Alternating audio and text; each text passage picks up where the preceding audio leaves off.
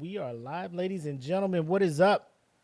As we promised you guys, another episode of Eat the Cake Anime is coming back, where we talk about some of the more popular animes, and future episodes we'll talk about some of the ones that are deemed classics that more of the modern anime fans haven't probably tapped into yet. But for this one, should be an anime that most people have heard of. If you haven't watched it, read the manga, or like walked into a Spencer's or a Hot Topic, or seen your random anime head out with one of the shirts. We're talking about My Hero Academia, and again, probably another one of the franchises that helped the love of anime spread worldwide outside of the confines of Japan. But without further ado, go ahead and play this intro, and then we can get started on the conversation.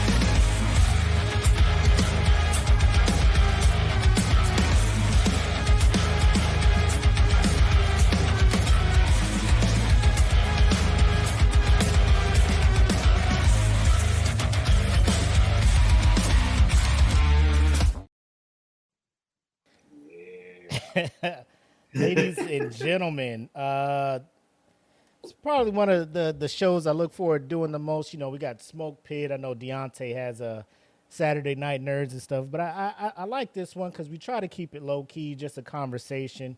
We try to have some structure, but I mean, it's just something that I love to talk about. I hate that I had to get to the age of 43 to find a safe zone to be able to chop it up about anime. But again, like we talked about on previous seasons of Saturday Night Nerds, man, like it's what a time to be alive if you're an anime nerd. You know what I'm saying? Man, big time, man. My Hero Academia should have put a lot of us on the map. And if not the old school, at least some of the new school that came in, because it's like between Demon Slayer and this, they're huge, huge fan favorite and very popular in multiple countries. Uh, you see people cosplaying 24/7 in Bakugo, and it's the shit. I love it.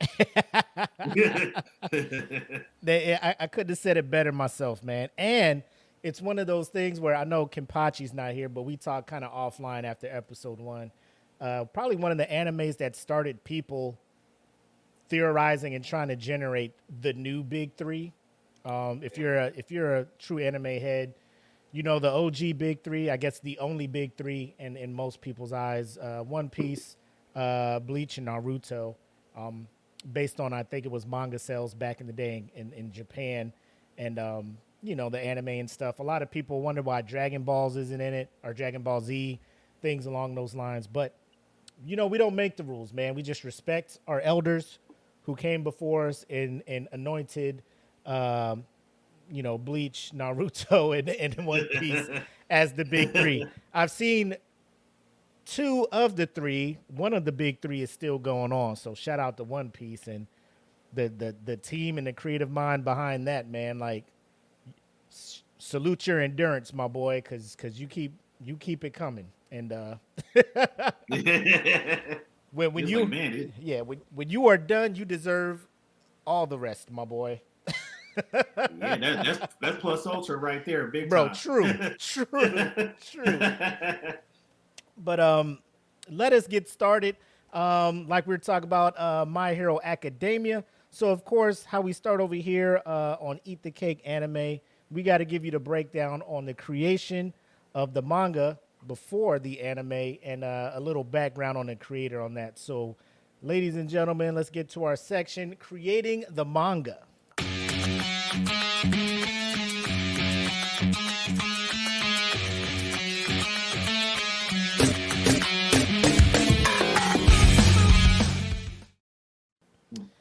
Cool, cool. All right.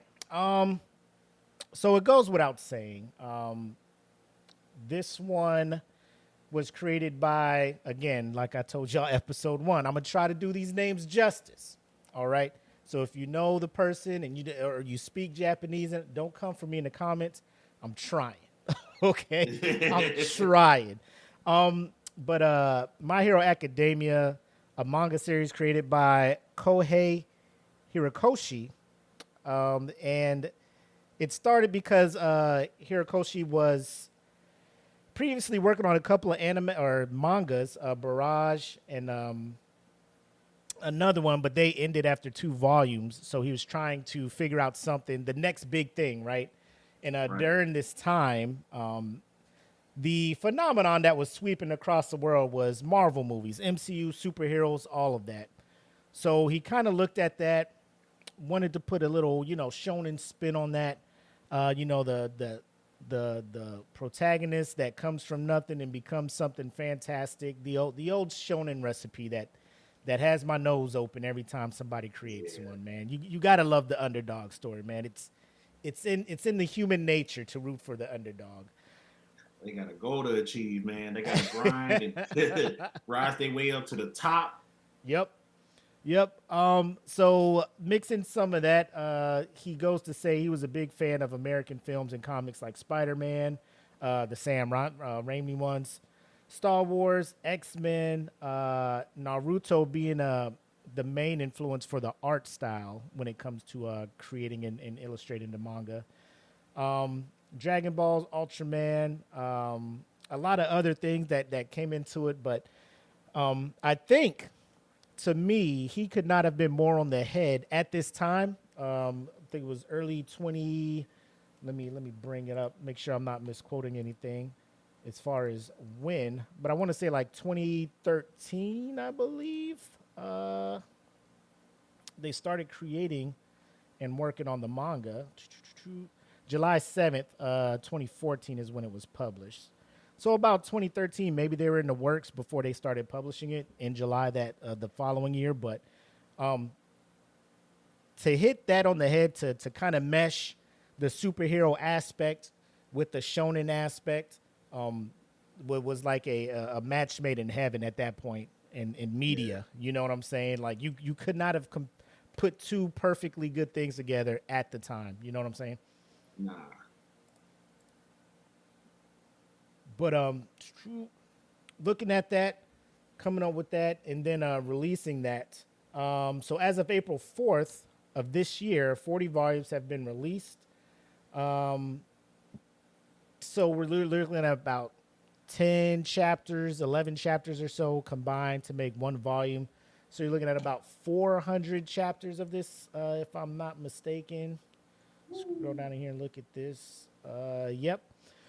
So on top of that, My Hero Academia is also one of the few anime or mangas to sell over 100 million copies of the manga. So for it only being 2014 until now, 10 years. So I think it hit 100 million this April. So you know what I'm saying? I mean, a lot of these up and coming anime and manga are like going gangbusters lately. And I believe My Hero was kind of like the gateway that kind of paved the way for Demon Slayer that came a little bit after it. But Right. I mean, like what's your take on that? Like you look at manga that have been out for years, like Bleach, 15 years, 74 volumes, that's only at 100 million, estimated. Demon Slayer, obviously in 4 years, it's at 150 and probably still climbing. People still buying that manga.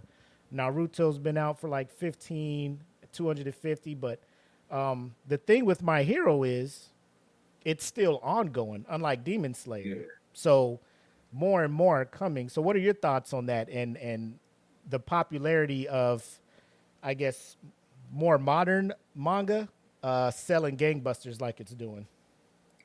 Man, My Hero Academia definitely can attribute most of that success from the anime. Uh, I, I've met a few fans that were like day one for the manga, like as soon as that was released, and then they heard the original announcement that they was going to get an anime. That was a fan base that was already prepared for it, and then word got to America, and a lot of people were just like, "There's a show that's like Crunchyroll is pushing. No, Funimation was pushing it Mm-hmm. heavy, and they had a really popular English dub, all star cast of people playing. I didn't even know some of the voice actors were, but they all turned out to be a perfect fit. Because as far as anime goes, My Hero is definitely one of my top five English dub anime to watch. Like I don't have to watch it in Japanese to enjoy it. Mm-hmm. Uh, but the people that started out with the manga and transferred over to the anime, they are very pleased with how it's been adapted. And when word travels around and people keep finding out, like, yo, My Hero Academia is actually a really good shonen series. Let's go pick up the manga. So it's like working hand in hand, and their numbers is skyrocketing. Uh, for the people who do believe in like the next generation big three, my hero is definitely one of the top dogs, and it's a pretty good story. It should end pretty soon. Word on the street, the series is supposed to end this year, but I don't know how true that is or not. My man, my man Kyohei, he was quoted last year at a conference saying that it should be ending shortly, but then retracted that statement because what he is saying is this isn't going to be one of those series that ends shortly after the death of the main antagonist. That there's some play out. I would say probably along the lines of like a Hunter x Hunter. If anybody's Yeah, familiar with that, the quote unquote big baddie gets taken care of, and then you're watching it, and it's kind of tough if you're just getting an anime, if you're just there for the good versus bad, good wins, and then like there's new episodes coming out. If you were hooked to all the action and the drama of all that, and you're just seeing people, you know, living their life, and he's just kind of trying to put a bow on all the characters moving forward. You're just like, what the fuck? You should have just ended it after that. But I mean, if you watched it from start to finish, it kind of helps the viewer or the reader, whichever one you're doing, either watching the anime or reading the manga, kind of have some kind of closure when it comes to all of that. So I'm not mad at it. The fact that he doesn't know when it's going to definitively end, I'm okay with. As long as the material is good and the story ends, I guess it's hit or miss.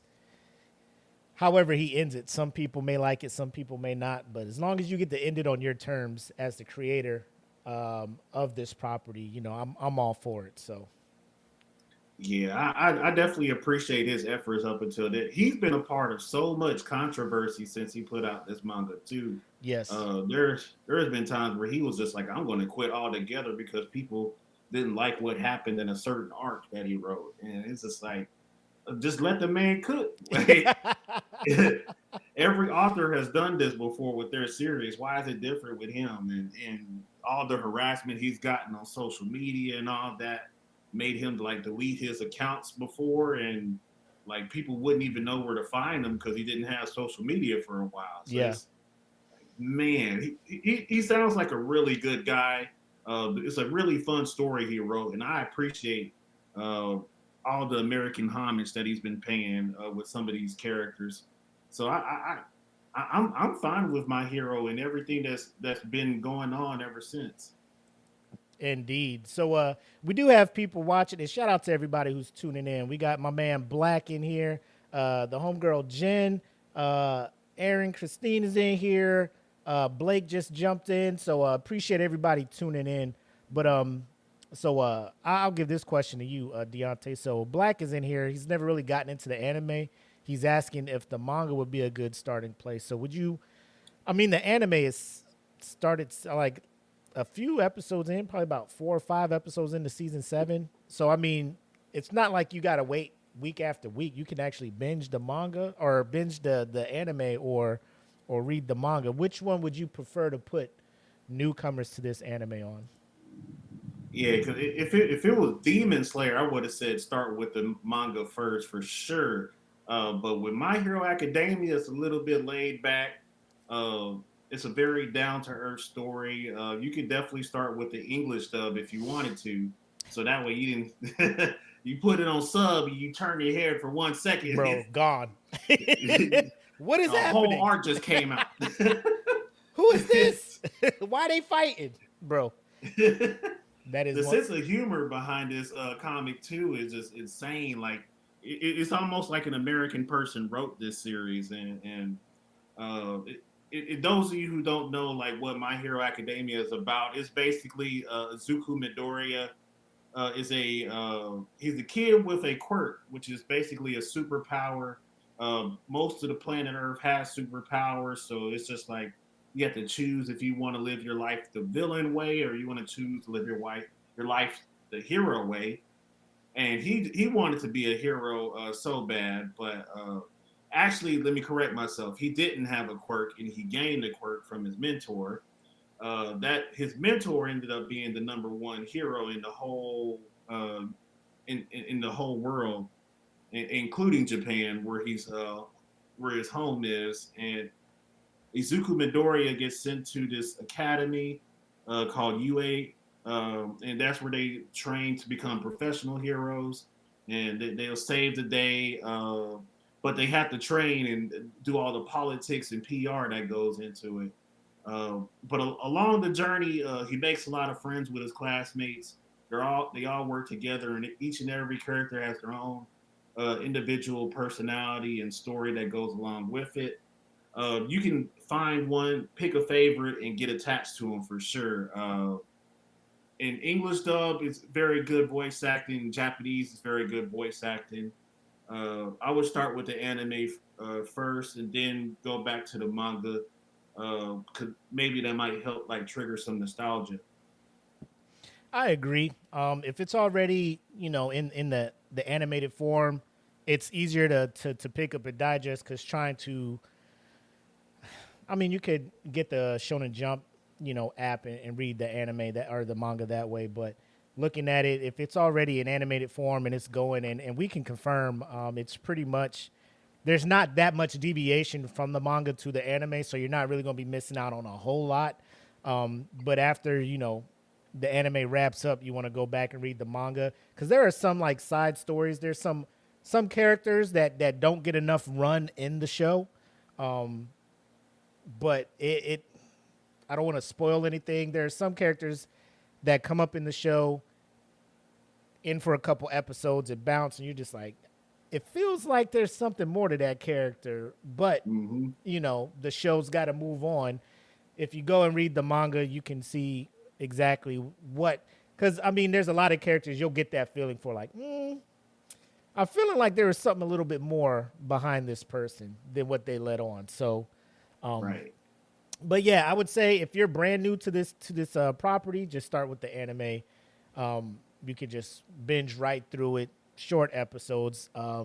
It's dope, but yeah, the setting, just like you said, Deante, it takes place. 80% of the population has quirks, right? And I think it just kind of puts the reader or the viewer in the position of, if I did have powers, would I use them for good or would I use them for evil? You know what I'm saying? Like, Right. what side would I lean on? And then also, depending on your quirk, that kind of, I would say, makes people look at you in a certain light because, not to give too much away, but the main antagonist of this the anime, or at least this current arc going on, when he found out his power was like, whoever I touch is going to decay. Like, it's kind of hard to be a hero at that point. You know, people look at you, you're killing people, you're evil and stuff, so that can kind of drive you to be a certain way. So, um, it's a world where I'm surprised nobody has really talked about it. You know, kind of explored that world until now. I mean, you get the shows like The Boys, where it's like, you know, if superheroes existed today, but they're still like one out of every, you know, it's not as prevalent as it is in the world of My Hero, you know. So I think that's the big thing. And then of course, like you said, the protagonist being someone who was born quirkless, which is like 20% of the population of the world. You're like the outlier, and you want it so bad, and you get this opportunity to become a hero. So he's trying to learn all the way through. And for me, I'm a sucker for you know, character development. That's why Naruto is up there for me. Watching him go from the lonely, hard headed, orphan, knuckleheaded ninja sitting on the swing to being the Hokage he is now. You know what I'm saying? Just seeing that whole development, and then now he out here with a hard headed ass kid. You know what I'm saying? So, Man. as a kid who grew into an adult and had kids myself, I'm just like, yeah, Naruto, yeah, that shit hard, ain't it? You thought, Yeah. yeah, you thought beating Madara was hard, huh? Now look at you out here Woo. trying to raise kids. Shit hard out here He's like, man, this little motherfucker won't listen to me at at all. all. And he doing everything Naruto used to do, man. So I mean, hey, listen, when y'all grow up, when parents be telling you, man, your kid's gonna be just as bad as you, bro. Trust me, that shit is real. Cause I be looking at my kids like, why are you doing? Never mind, I did the same shit. Oh Let me man. let me let y'all Like, you a learn. chip Let me off, let y'all learn, cause it's like you a chip off your dad's old block, huh? off the That's what we old doing. block there. But no, like I said, it's a oh man, it's the story, the setting, the pencil and ink, pen and ink, you know, animation in the manga, um, just amazing all around. Like I'm just when I sit and think about how fast they got to produce these things over there in Japan, Yeah. and I look at the quality of work that goes into each issue of these things, I'm just like, bro, like you are humping it out there. Like Man. you are on your job constantly. And for the quality of the storytelling and the art to not drop, like it's a testament to how much this person cares about what they're doing. And once the creator cares, bro, I'm all in. Like once I see the creator cares about what they're doing, there like it could be easy. And there's other manga properties that have done it. Just put stuff out for quantity and not so much quality. And you know they lose the fan base. You know what I'm saying? It starts people start saying and talking about it, and now you're not where you used to be. Um, you know, Promise Neverland. So it's one of those Yeah. things. And Seven Man. Deadly Sins. You know, like there's a lot of examples out there, but it's good to see that Kohei and his team of editors and stuff. And shout out to his editors that aren't really, you know, pressing him too much, trying to get him to change too much from his original concept and things like that. I feel like that also kind of gets in the way of the consumer, the fans, getting the creators' intent and Mhm. like their full intent of what they want you to get from the art, you know. So when you got editors and companies that back off, and like you said, let my man cook. Yeah. That's where you get it, you know. Yeah, Uh, because it's like the entire cast is comprised of, well, not the entire cast, majority of the cast is comprised of teenagers and hero academy students. So a lot of this is just like watching each and every single one of them grow up in their own sort of way.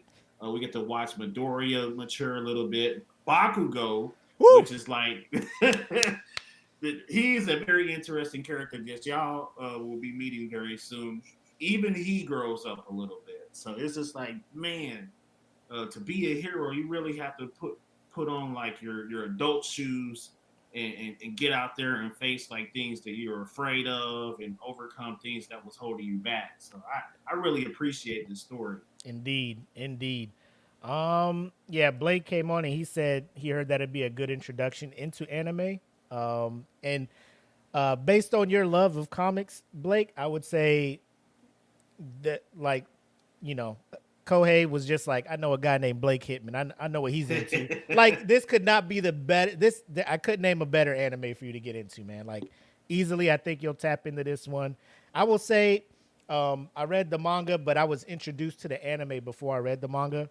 Um, and throughout, reading it and watching it, like, my favorite character has changed probably 6, 7 times. Like, oh, I'm really rocking with this. Nah, this my dude now, or this the homegirl right here. So it, and I think that's also incredible when you have a show where, like, the character development of everybody, you're just like, they may not be like the most shining, the main character moving forward, but in that moment, they realize something, or they mature to a point where, and you're just like, that's my motherfucking dog right there, man. This is my Yes, sir. motherfucking dog right there. Yes, Yeah. sir.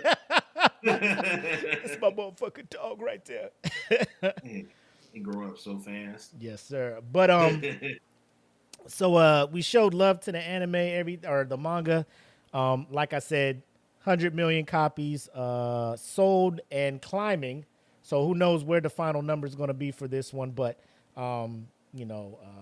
Kohei, just keep the great content coming, and over here at Eat the Cake Anime, we're gonna keep watching it, we're gonna keep reading it, and keep promoting it, man. So salute to you, sir. And now I think it's time that we talk about what the show's kind of based on, the anime portion, and talk about the animators, the studios, and the reception that My Hero's been getting on the anime side.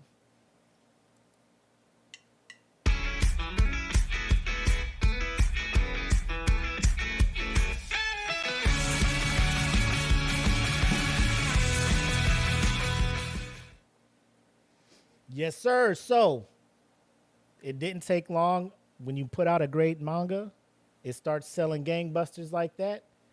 Some businesses get the big eyes and be like, hey, let's do something. Now, again, like we talked about, you got to maneuver this part of the business a certain way, right? If you just give it to any animation company, it can make and break your property. Again, Seven Deadly Sins, just throwing it out there. To this day, God damn it. But I think for this one, they went the right choice. They could have easily went to a MAPPA, Photoball, what other Wit, one of the bigger names that are out there. But they went with Bones, which if you're not familiar with what they do, some of the bigger name ones that you probably have heard of, the Mob Psycho, they animate that one, which animation crazy on that. Yeah, animation crazy. Acid trip. Animation crazy. They also do Bungo Stray Dogs, again, another great one. Animation crazy. So it's a very high quality animation studio, and I think to attest to that, when you talk about My Hero, that would be another feather in the cap of Bones animation. What do you think? Man, My Hero Academia, the way that they adapted it so that Japanese and the English dub is fire.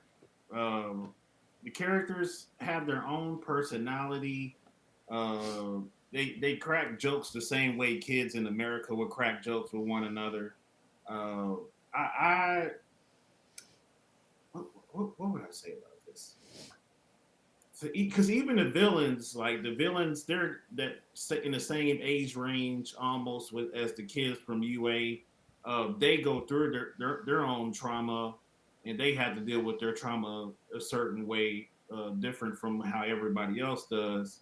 They don't have the luxury of going to school and getting mentored by how I say this, like good role models, I guess, Yeah. and they have to lean on the main antagonist of the entire series, All for One, for advice and on how to what type of villain that they want to be. Yeah. That's a good point. Because not only are you following the development, the growth of the young heroes, the rookies, if you will, that are coming up, but the pro heroes that are out there, like you stated, All Might being the number one uh, at the time, Endeavor being number two, so forth and so on. New Genius, Best Genius number three, and so forth and so on. But you kind of get invested in the pro heroes as well. You get a little bit of their Mm-hmm. backstory. Um, you see, like when it comes to world level threats, the adults getting together trying to figure something out, and at the same time being adults trying to take care and protect the children, the up and coming heroes, the rookies. And you know, the further you get into the story, you start seeing the kids like, nah, man, we ain't kids no more. Like, we need all hands on deck for this. Like, we've been practicing, we've been through this stuff, and that's not more apparent than I think the first time where they're doing their training, and they run into the villains for the first time, like you know, one for was it one for All all for for one, One, yeah, all for yeah, that, bro, that back and forth. I'm just like, is it one for all for man, one? When he sends the villains into their little training site, and the Namu shows up, right? And everybody's trying to give it their best shot. And at this time, it's like the villain's number one weapon, and All Might has to show up and run them they go to work. hands, run them hands. I'm just like, this my dude right here. This my dude right here. So again, it was one of them Man, episodes. Like I saw that episode before I read it, but like even reading it and seeing it still image and stuff, like you still get that emotional, like my man is there for the things he's willing to do to protect the children. You're looking at Deku. He's like really focused on Deku because he's that's low key like his his Padawan in a sense. That's my next up. I inherited this quirk. So for all you who are unfamiliar, the quirk that All Might has is one for all. And it's a quirk that gets handed down from one hero to another. And each time a new hero gets it, they add a new quirk to that. They add a new power to that quirk. And then when it gets handed to the next person, they have the ability to use all the quirks from the previous owners up until now. So he has it. He knows he's not going to be able to handle it much longer. Gives it to Deku, and now Deku's running with it. So he just wants to make sure that this quirk continues to live on and not get stolen by his antagonist or his nemesis, All for One, whose power is to steal quirks and use them all himself. So that's kind of the basis right now. Those two quirks are destined to meet head to head. And like I said, the arc that's going on right now in the anime is kind of getting closer and closer to that final confrontation between was it Tamagotchi? Oh, I'm saying the wrong word. what? Not Toguro. It's Shigaraki Tomura, I think. Yes, um, who is who is the one that's running around with kind of All for One in a sense, because All for Yeah. One is still alive. And then it's like I said, it's really crazy right now. You got to be tapped in. But I digress. We looking at Bones and everything that they've worked on. Um, Animation from season one to now has not dropped off at all. I'm sitting there looking. I haven't seen anything fishy, as far as making workers do all of that stuff. So again, another great company, and they seem to be doing justice to the writing and to the source material. Voice actors, like I've been watching it in sub, so again, it's one of those things where I go to a con and they're just like, "Hey, this is the voice of Deku," and it's like the dub actor, and I'm just like, I mean, I'm sure you're doing your thing, but I don't really. So I think like when I do a rewatch or whatever, I may watch it in the dub. You know what I'm saying? Just to show them some love too. But um, the voice acting is phenomenal. It's like you said, they get the emotions right in it. They ensure that all the emotional parts of the manga are treated just as careful and if not more impactful in the animated version. I will give a quick clip like when they go and rescue Bakugo from the League of Villains, and then Yeah. All Might. He's like he just has just enough time left with all for or one for all, and he's going head to head, bro. And my man Man. hits him with that fucking United States of Smash. My man hit him with the oop switch that his head came down on him. And then my man put his hand up and pointed at the screen, pointing at Deku, like, it's all on you now, kid. I was just like, Whew. Pass the torch, Steve. bro, Pass the torch. like you read that part in the manga, you're like, damn, man, that's deep. And then when you see it happen, you're like, yo, I had no, like, my imagination couldn't have imagined it rolling out like that. After seeing it in the manga and seeing the anime, like, there's no way I could have animated it like that, you know? Man. I give them all the props for that because it takes a lot of effort. It takes a lot of concentration and attention to detail to get everything right. Even if they make small changes and deviate from the manga, like the anime still been pretty on point. I have complaints about the opening theme songs. That's just me. Oh, I you don't think it like the was out of openings? season 1 or 3. It was peak theme song. You didn't like the second opening? The Is peace that the sign? one where? Is that the one with the funky song? I have to look up the song, Okay. but season 3 I believe was the one that kind of went viral, and then everything after that had just been like, I'm just gonna skip straight to the story.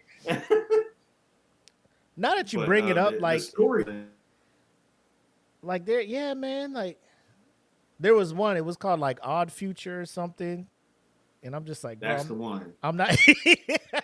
That's the one. Like I'm not digging. We may have to throw a segment for like music in for these things, like how we rock with the music. But speaking of the anime, bro, the score Oh man. when certain scenes are happening, certain events are happening, bro, the score is on point. You know what I'm saying? The score is on point. The most Yeah. inspirational.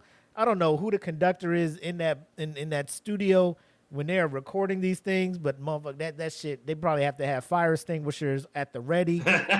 They probably wearing the fire retardant suits because the fucking heat that they are Yeah. coming with on this is bananas. Oh man. It's very inspirational because it's just like every moment down to the very minute detail. Like if Izuku's like facing an obstacle and he's like discouraged or disappointed, and then another character walks up and says something motivational to him, and then he gets amped up and he's ready to throw hands with somebody. And it's just like the music in the background hypes you up too. So it's like, damn, I want to fight somebody too. Bro, But My Hero Academia is a lot of feelings that go into it. Yuki Hayashi, my man, keep doing what you doing, sir. I just had to look you up because I had to say your name. Yuki Hayashi. What you are doing with the score for this season, this series, this property, bro, keep cooking because you have me not only downloading the score for this anime and just like playing it just casual. Like I'll be in the office, put it on shuffle, and this joint will come on. I'll be like, man, come on, bro. I'll be in there. Man, I'll be like typing an email, feeling that, and then you know the score that comes on, the inspirational one. I'll yeah. be like, oh, plus ultra. Type out I'll be on my shit. You know what I'm saying? But the music I feel plays a big role in this because, like I said, not only this, I think the first season when they had the sports day and it's Deku versus Todoroki, and that whole story behind that, like he's like, I'm gonna just use my eyesight because I got beef with my dad, and he's how I got my fireside, so I ain't giving him the pleasure of seeing me use his powers. And Deku's like, nah, you want to beat me, you gotta go all out. Bro, Man. the animation for that fight alone, I'm just like, bro, like out the gate, we doing this? Okay, okay. But you know, we've obviously we're singing the praises, but there's plenty of like we talked about with Kenpachi episode 1. The world of anime, like they just can't all come together and have a like cohesive award show. I will say the biggest one, obviously, is the Crunchyroll Awards, but like Kenpachi said, they're kind of biased because they only talk about shows that are on their streaming service, right? Um, Yeah. but looking at that, because they do have a lot of bangers on their service. Um, so we're looking at this off the rip. Like in 2016, you got My Hero Season Academia, My Hero Academia Season 1 was nominated for the best action anime. It lost to Mob Psycho. Deku and Kachan was I think that was the fight where like you know, Bakugo was upset that All Might chose him because he was just as big a fan as All Might as Deku was. So that he's like, bro, why did he choose you? What's so special about you? And they was going at it, the most emotional. And Deku was like, bro, I ain't trying to fuck with you, but if you coming at me like this, I'm gonna put the paws on you. You know, so you know, it's them like hashing that shit out. You know what I'm saying? Almost like a Yeah. Naruto and Sasuke type thing. You know what I'm saying? Man, it was like Craig and Devo for Yeah, real. that's Like, exactly like you like shit, bro. Deku grabbed a brick and had to Bro. go upside his head. It's like, look, I'm not trying to fight you, but if you want, if this is what it's gonna be, this is what it's gonna be. Tamura Shigaraki. Yeah. Yeah, so that's the dude I was talking about. Was nominated for Villain of the Year. Midoriya won for Hero of the Year. He was also nominated for Best Boy. Of course. Ochaka was nominated for Best Girl. It was nominated for Anime of the Year. It lost to Yuri on Ice. But son, season 2 came out, bro. It was like a clean sweep almost, bro. It won for Best Animation. It got Best Opening for Peace Sign, Best Action, Best Villain for Hero Killer Stain, Best Hero, Yeah. Midoriya, Best Boy, Midoriya and Todoroki, they both won. Best Girl, Ochako and Asui won. Little Froppy, right? Yeah. She's a sleeper, by the way, when it comes to Best Girl. I don't know if y'all fucking with that, but it lost out to Best Anime to Made in Abyss. And then like each season, they continue to win like Best Voice Actor, All for One, Best Antagonist, the Best Film. I don't know about that one. The Two Heroes. I was like, Best Fight, All for One versus All Might. So I mean, it's constantly getting high praises. You look at Rotten Tomatoes, it's 100% certified fresh.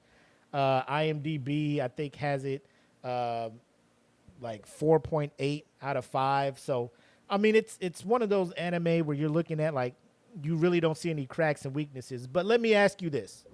I don't know if you picked up on it, but there was a time where every week somebody was talking about My Hero, and then all of a sudden nobody was talking about My Hero anymore.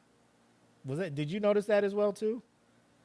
Yeah, it's just like I don't know if this is people are up and down with their opinions or what's going on, but so far with this recent season, it's been banger after banger, and it's just like if I could do consistent content as a content creator on My Hero Academia, I totally would, Yep. especially for this season. Yeah, I don't know when it was like um I'm trying to figure out what arc, what season it was, but like it just I don't know if it was so much the here's what I want to believe that it was. that so many other dope anime were coming out, like people's attention went to that more so than the quality of My Hero dropping. Because there are certain certain arcs that aren't as action heavy, right? Yeah. And that happens in a lot of these properties, manga, anime. So many some people are just like, the action ain't in it this season, but this anime over here is popping off. So this is what I'm gonna talk about now. So I'm guessing that's what it was. There was a time where I kind of stepped back, um, because I think it was when I kind of stepped away. It was after the arc where they saved old girl from Overhaul, and my man Lemillion showed up. Just Man. bro, and bro, there was a time he was up there on my shit. I'm like, bro, this is my dude. This is the number one. He's everything a hero needs to be. You know what I'm Exactly. He saying? goes through a tragedy too. So it's like, damn, man. What's up, I Michelle? can't get attached to nobody. Nobody, man. I'm just like, man, this dude shows up. He was like the number 3 ranked or the number 1 ranked hero at the school as far as students go. Because they introduced the big 3, and you're just like, damn, man, what makes Lemillion that dude? And he shows up, and then he got hit with that dart, and then he was just like, Prove it. yeah. But even though he knew he was going to get hurt, like his powers were not there no more. Like he was still taking them hits to protect old girl because he's like, this is what a hero is about. And that's why, I'm a sucker, bro. I always like to see the good in people step up, like just people just doing decent stuff. And Deku's just like, that's what I want to do. Like, there's no reason this little girl should be out here crying.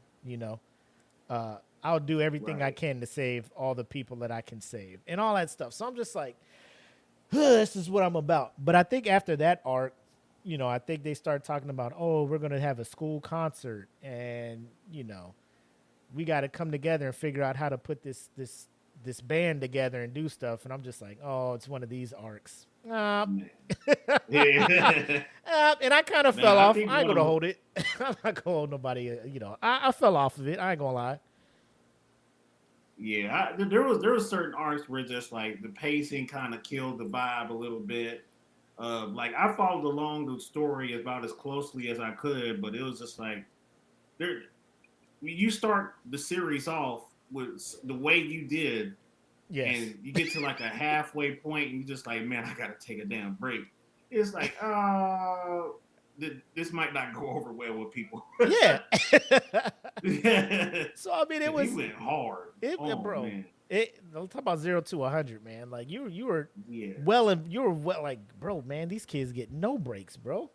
Like when my man Deku was out there trying to save the little water squirt kid from Muscular, and my man was out there just hulking up, and I'm just like, bro, Deku, you might take this L. Like you might have to take this L. But I mean, it's stuff like you go from heavy episodes like that, and then they take out one of the big bads, Overhaul, who's been just causing all kinds of damage and stuff around, and they end him. My man was able to use all for one 100% full cowling because of I think her name is Eerie. Her quirk is to rewind, so all the stuff that he's damaging, she's renewing it so he can just go all out the whole time. So you get to see that for the first time. You're just like, bro, this shit is wild, man. And then it goes from that to, they're back at school, and it's like, hey, we got to put on this school fair with the other hero schools and all this stuff, and we don't get along, and I'm like, boo, fight, punch somebody, like, please. Where's the action? Yeah. So I think. No, go ahead. Oh yeah. I think one of my favorite moments. I'm not gonna get too spoiler heavy with this one, but what y'all need to know is, or look forward to, is there's a scene where Lemillion and Deku meet Overhaul for the first time, and Eri is with him, and she's just like stressed out, look like she's been doing not too well, and she's scared of being with Overhaul.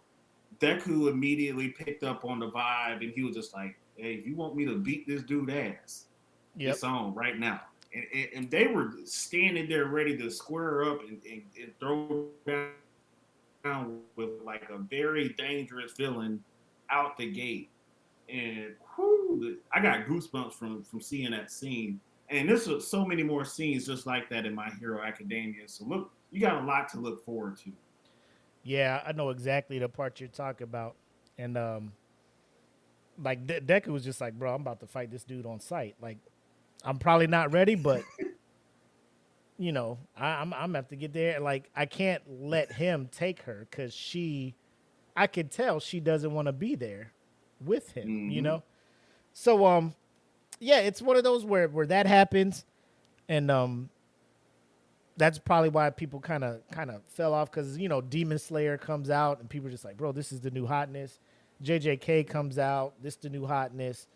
Yeah, Chainsaw Man coming out, this the new hotness. You know, it was so many, you know, new shonen big name things. Attack on Titan was coming back out with seasons, so people are just like, oh, we back on this now. You know, so I feel like that's kind of why the buzz around My Heroes kind of flamed out.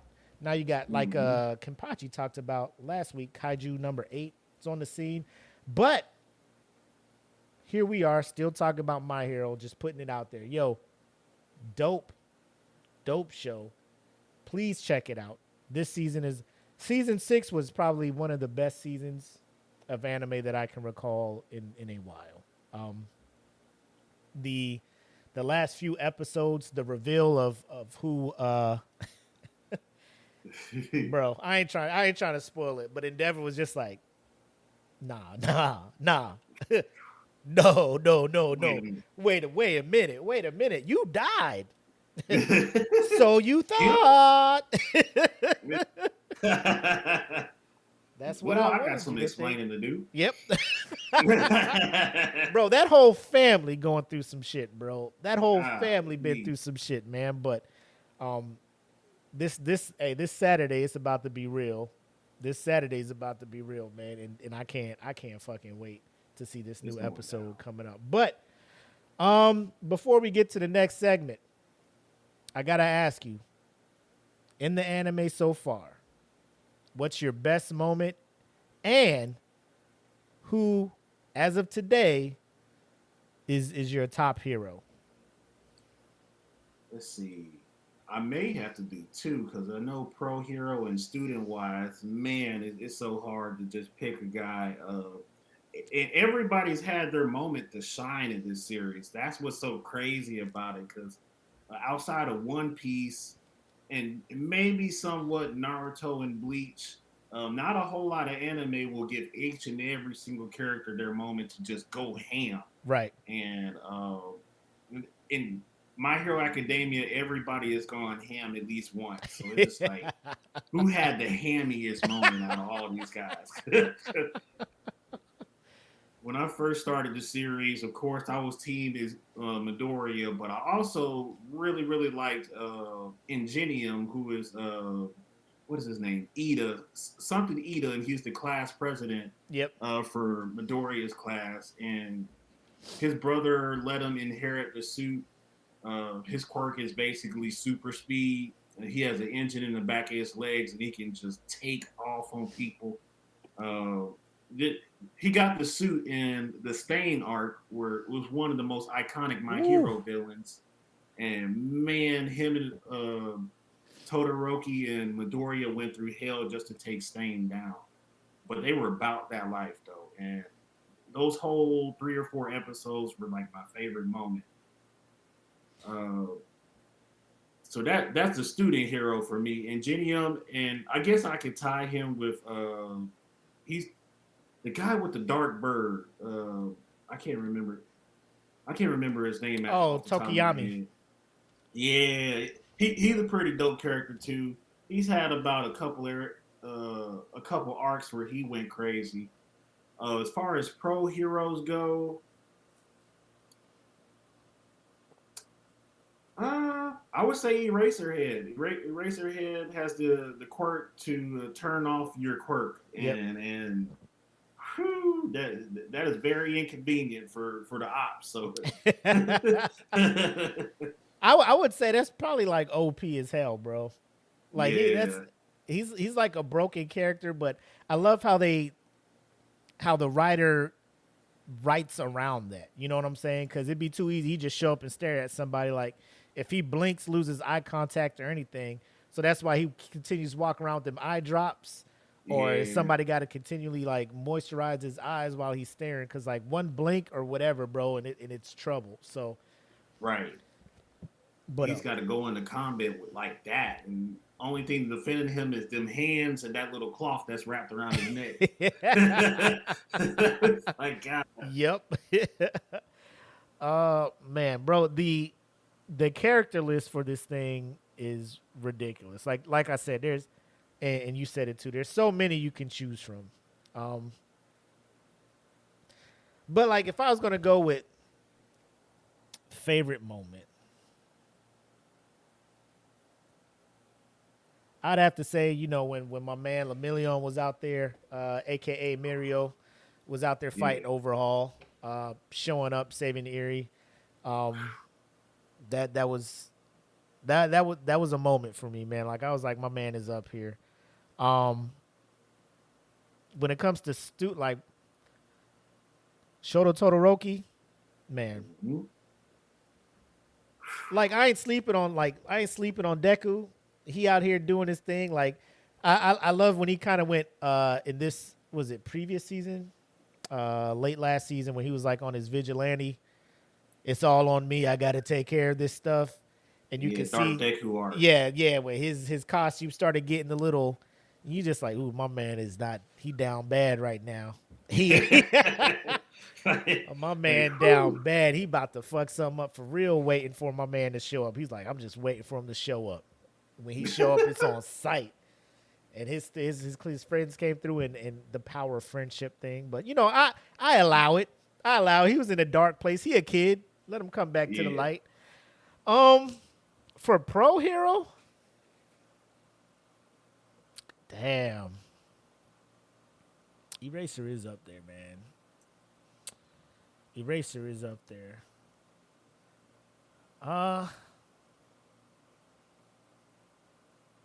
don't know, man.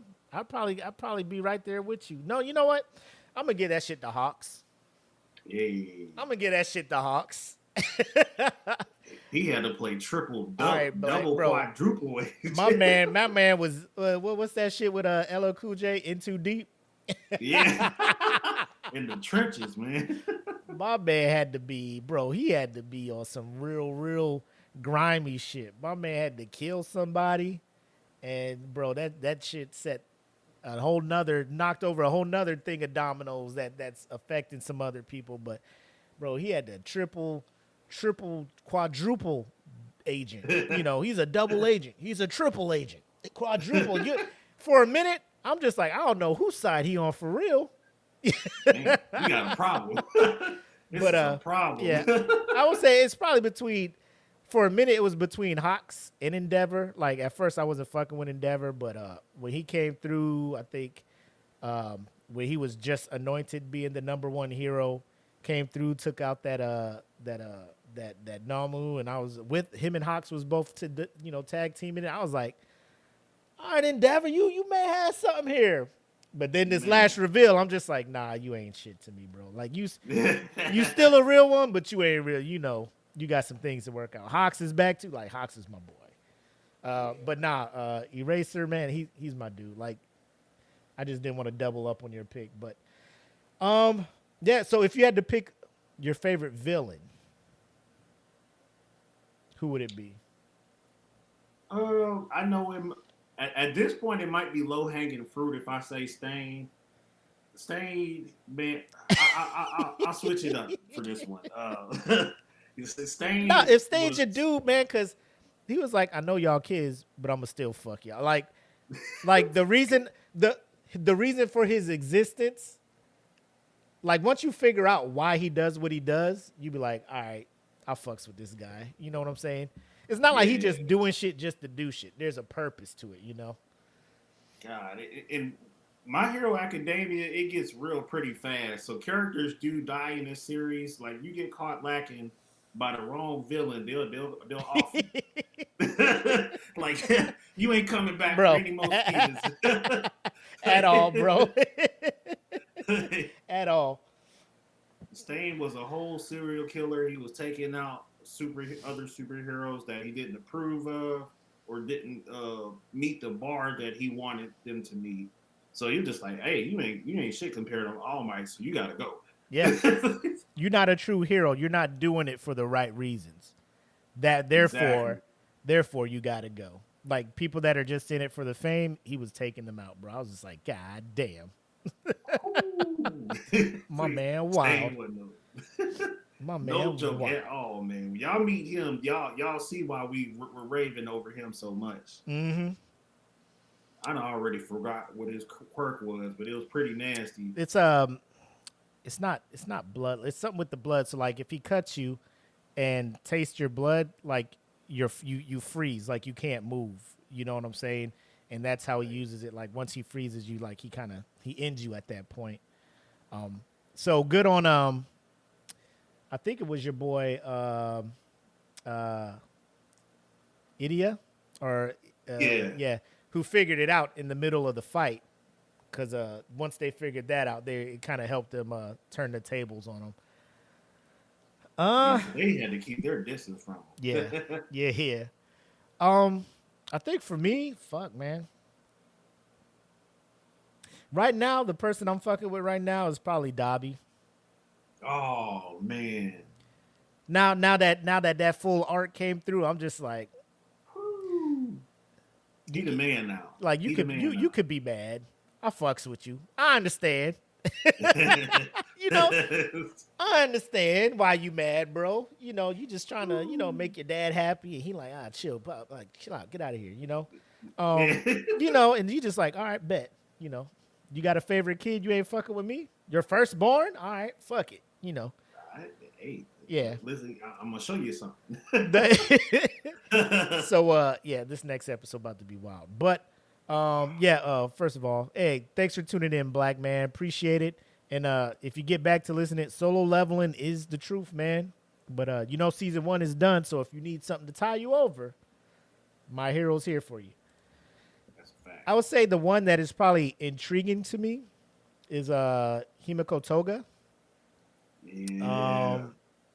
Like her mental state, and I mean you get a little bit of her backstory and stuff too, so you kind of it's one of those things like we talked about. Like once you realize what your quirk is, people kind of look at you weird, and hers is like, you know, she's almost like a vampire. Like she needs to a supply of blood, and people are just like, "Oh, you're so evil, blah, I hate you." And then, so it's easy for her to turn towards the side of villainy, but her attachment to Deku is crazy, and Yeah. the funny part is like old girl Ochage ain't trying to have nobody talk to her dude and shit, so No. so that's why they Woo. they button heads a little bit. I'm just like, all right, Deku, you got him fighting over you, my boy. I see you, my man Midoriya, young Midoriya, out here. Honorable mention to my man Bakugo out here with his long ass name now. Just call him Oh Dynamite. man, Yeah, yeah. my man was like, yeah, that ain't me no more. Call me this. I'm like, yo, they really doing that. Woo. But his arc is crazy too. So to see it from season 1 to where it is now, like he has to be somewhere on your list. So honorable mention. He in there. I gotta say his name. Shout out to my man, Big time. Bakugo. So normally the next segment is reserved for Kenpachi to put people on. But I bring this to you, Mr. Deante the Giant. Young Deante the Giant. Yes, sir. Is there an anime you would like to put people on? And if so, we can transition over to that. I got one for y'all. Ooh, ladies and gentlemen, buckle up as we present to you, or as Deante will present to you, an anime that you should probably put on your radar.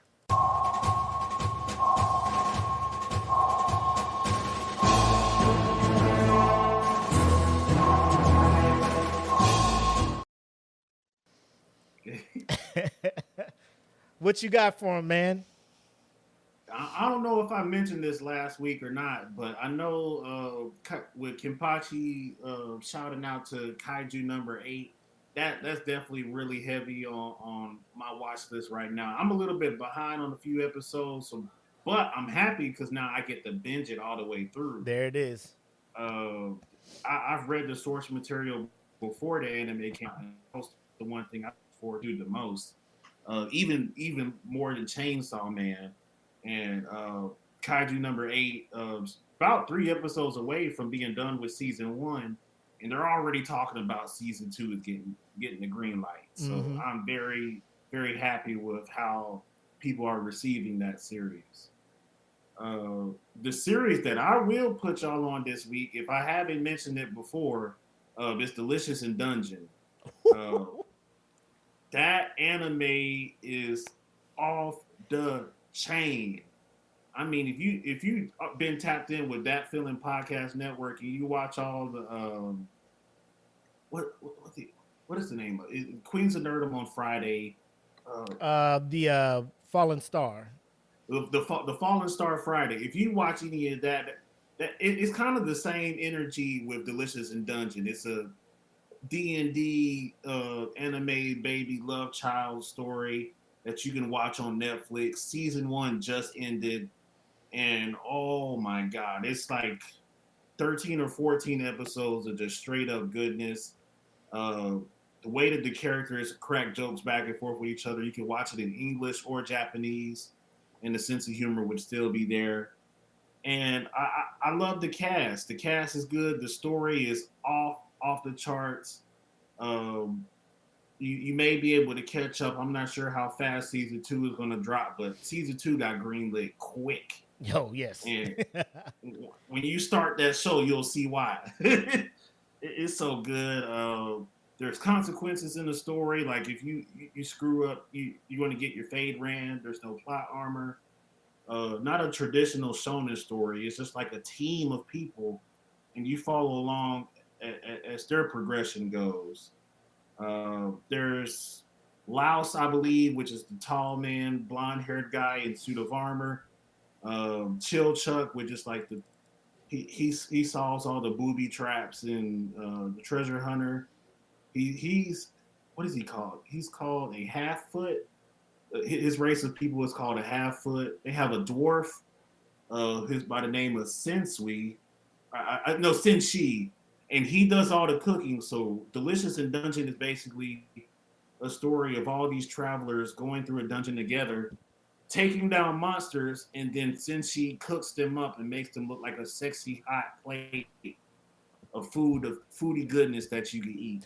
There's And there's an they use IG that to account. nourish them. There's an IG account that goes through and like tries to copycat like his recipes or how he cooks it. And there was one I was looking at like, that shit look kind of good, bro. I like that shit look. Like that's tasty I right might there. fuck with that shit, you know. But I mean, if you follow Deante, Saturday Night Nerds, because I know this came up in your group, and there's a handful of people that were just like, bro, Delicious in Dungeon is that. You know what I'm saying? It's the truth. Yeah. They are not lying. It's you just got to give it a shot, and it may not be for you. Like if you're just into the shonen anime, you know this may be a swing and miss. But you know if you just give it a shot, because like I was, you know, I came into anime, you know, hand raise the god, 100% on shonen. It was Bleach, it was Dragon Ball Z, it was bro. If nobody running hands, I ain't trying to see it. You know, fruit baskets, get out of here. That was me. What is this about? Death Note, I was like, I don't know. Oh shit. Wait, hold up. Yeah. and that kind of opened the door for me. I'm just like, people like, hey man, we gotta watch Death Note. I'm watching it like, bro, ain't nobody running no hands, but it's an evil motherfucker. He gotta go. And then you get invested because you're like, this motherfucker gotta go. And then people be close to getting him out of here. You be like, yeah, what the fuck, man? So that kind of opened my eyes. You know, you started, you know, looking towards other things like Food Wars, like just for more comedy type stuff, Spy Family. You know, it's a lot of them. So this is definitely one of those where I'm just like, you know, I just got introduced to tabletop RPGs, D&D type stuff, playing with the Queens of Nerdum and stuff. So watching this one, I'm just like, bro, I'm all in. It's along the veins of if you watch, what's the one that comes on Amazon? Legend of Vox Machina. It's like Yeah. that, but like in this animated form, this anime form, and the party, the characters dope. You know what I'm saying? The chemistry between them all is cool. So, yeah, I agree with Deante. Like this, if you have not seen this, it's on Netflix. Give it a shot. I'm pretty sure everybody has Netflix, or you know somebody that has. You know what I'm saying? You know somebody that Yeah. knows Got a you. You got profile. a profile. I'm just saying, you may not have it, but you may have access to Netflix. Delicious in Dungeon. You just give it a shot, then come back and let us know what you think. We'd love to hear what you have to say on that. Absolutely. Bro, I'm trying to think of I think Kenpachi already mentioned Shangri-La Frontier, didn't he? Last week. Oh. He kind of mentioned that a little bit. And that's another one that's kind of a RPG type game ish. So I'm a sucker for that. Sword Art had me on that, and then they started doing some other stuff. But um, Man. we'll we'll have an episode on Sword Art in the future. But that has to be discussed at a certain time. When you talk about animes that were like up here, then went down here, and then they doing some other stuff. But yeah, so Delicious in Dungeon from Deante and Shangri-La Frontier. Um, the main character is wild. He's so Man. he's all about playing like games that are like ridiculously hard, like games that are broken, and people are like, man, this game's too hard. He's about beating them, and then he's looking for the next one. Somebody recommends the Shangri-La Frontier. They're like, bro, this is the game. It's like the Fortnite of its time, or the WoW of its time, if you will. And again, it's an anime, so you get immersed in the world.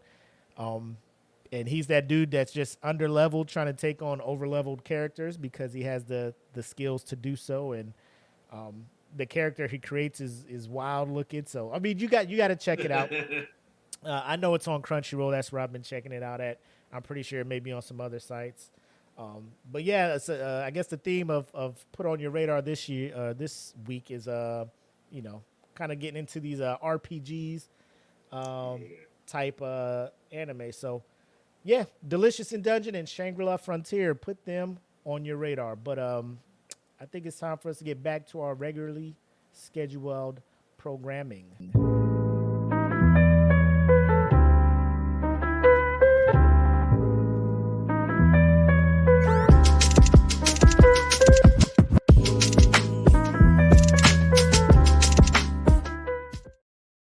Yes, sir. All right, man. Great show. I appreciate you tapping in. And most definitely, man, I know you guys have been seeing us, sans Kenpachi here, but he was feeling a little bit under the weather, couldn't make it tonight. He was going to try to make it. I told him, man, take your time, rest up. We'll be back at it. The three-headed monster will be back sooner rather than later. So, Kenpachi, you get around to seeing this, hearing it. Hope you get better, man. Rest up, and waiting to chop it up with you on the next episode, bro. Absolutely. But what do you guys got going on, man? Over on the Saturday Night Nerds side of Facebook, man. We're finally hashing out the details for what's going to happen next month. Next month there's going to be a Deadpool 3 review, so that'll be like episode 2 of our 4th season. Hopefully we'll have the whole squad back. Thomas will be back, Cameron, Will. If whoever falls out and doesn't make it, we'll maybe even grab a guest from Comically Inclined, excuse me, to help review it with us. But it's going to be a huge deal for Marvel fans. So that episode should be July 27th at 6 p.m. Central. And then we'll probably do a bonus episode a little bit earlier in the month too. Maybe something like my birthday special, the weekend prior to the 4th of July, and talk about what's going on with Let the me get in boys. on And that. oh Let me yeah, get in on the birthday special, bro. Let me get in on yeah, that, man. Hey, we got a seat for you. Ooh. There's a lot of controversy going on with Acolyte and the boys, so I really want to talk about them. Oh, the Yeah, boys, yeah. bro. I am, bro. I let me tell you, ladies and gentlemen, this is not anime specific, but the month of June has been like the month that just keeps on giving. Cause off the rip, and feel how you feel about it. It's Pride Month. A lot of businesses are celebrating it, changing profile pictures, announcing, wishing people happy Pride Month, and you go to these comments, and it is peak when people were describing what a snowflake was. This is peak snowflake behavior from the people who Man. claim they are not snowflakes, and I'm loving every second of it. Then not only that, there was like 17 days of, this is what's going on, or like 18 straight days of people getting mad. NFL teams, happy Pride Month. You lost the fan. Video game companies, happy Pride Month. Hey, you just make good games. Stop pandering, bro. It's wild. Like, bro, they're Oh my fine. God. If you stop buying PlayStation games, I'm sure they'll be around. Like you're not Yeah. you're not the guy keeping them in the fucking black. You know what I'm saying? You're not the guy Right. keeping them out the red. But that's neither here nor there. Then yesterday, Juneteenth, happy Juneteenth, late Juneteenth. All companies celebrating that. People mad. Oh my I God. don't know why you guys are happy about freedom from slavery when you guys sold yourselves to slavery. Bro, what are you talking about, bro? Just say happy Juneteenth to keep it pushing, or just don't comment at all. That's Right. not real You freedom. mind your business. Real Americans were all free on July 4th. That's when I'll celebrate. Why are you panting? Like, bro, why are y'all so mad? And then now the boys, everybody connected with producing, having something to do with the boys are just like, hey, these asshole characters we're creating are based on these real life people that y'all be fucking with. Woke, fucking this woke. The leftists are controlling all of Hollywood, and I'm just. The acolyte comes out. Oh, it's just woke Disney woke. It's just woke. June has been hitting on all cylinders, man, and I'm here for all of this stuff, bro. It's enough salt I'm here for to feed a lot of popcorn. Whew. Like, bro. you take all this salt and kill an army of snail with this. And like, golly. I most can't wait to talk about that, man. most I've been definite. I gotta be in on that. I got to be in on that. Cause I'm petty, I don't know if you guys are aware. rubbing it on. If you, yeah, a little bit, just rub it on the wound a little bit. It'll help you heal. Just get over it real quick. Be a man up. But yeah, so that's dope, man. Birthday special, possibly not concrete yet. But yeah, I hope this Deadpool and Marvel, man, hits like Marvel needs it to hit, because I like their approach on not throwing 5-6 movies out a year, just kind of focusing on this one here, I think, and then they're just going to move into next year. I think a lot of that was based on the stuff happening with Jonathan Majors, but that's neither here nor there. So cool, man. Most definitely. And then on the DFPN side, obviously my man Black just had a interview with Demo Diamond, the new Mission Pro Wrestling champion. That should be up and out for you guys to check out on the No Gimmicks podcast page. Fallen Star came out last Friday. It's about to drop again tomorrow. Smoke Pit will be live tomorrow for the Patreon members, but then it'll drop on Monday. You know how we do. And for the Patreon members as well, I know this week there was Sans Make It Make Sense, but I'll make it up for you this coming Monday. And the reason was work was crazy this week. This First Sergeant life is sometimes you get some busy weeks, sometimes you get some slow weeks. Last week was a busy week for your boy, so Man. we just leave it at that. There might be a story time in this week's Make It Make Sense. So I'll just say that. But names will be changed to protect the innocent. But that's all we got over here, man. A lot of busy stuff. USDN also dropped their kind of conversation on the Acolyte as well. And No Gimmicks also dropped. They're talking about the Acolyte as well as what did they talk about? Oh, WCW. Who killed WCW? So it's a lot of stuff going on both on the Saturday Night Nerd side. So if you're not following them, you're wrong. Get with them on that side, and then as well as DFPN. So outside of that, man, I'm done with announcements and stuff. You have before we bounce, is there an anime you want to talk about next week? Or you can't think of one right now? Off top of my head, I have like a big old cluster of them and trying to decipher which one would be like the sweet spot for everybody. Yeah. Yeah, I'm the same. I'm the same because like I could easily pick one selfishly that I'd want to talk about, but I'm not sure if that's the one for everybody type stuff. So we'll talk offline. We'll figure something out. Bet. And Jen, if you down for this Acolyte talk, we're gonna need you in here too. Let me know when you talk about Studio Ghibli. Okay. Oh. We can do that. I do have. I'm still mad that the Boy with the Heron won Best Animated Film over Across the Spider-Verse. Yeah. At the Academy Awards, but I'm not holding it against them. They didn't vote. You know, the Academy did that. So, and I get it. Studio Ghibli is just like, you know. Yeah. it's you got to give them their props. You're like, it's been a minute since y'all did something. Here's your thing. Like, I'm pretty sure it's beautifully animated and stuff, but I'm like, there's no way that if that movie don't give me the feels that Across the Spider-Verse did, I'm gonna have some problems. But right, because bro,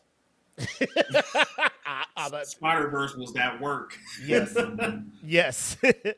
But oh my God. Ladies and gentlemen, thanks again for tuning in to episode 2 of Eat the Cake Anime.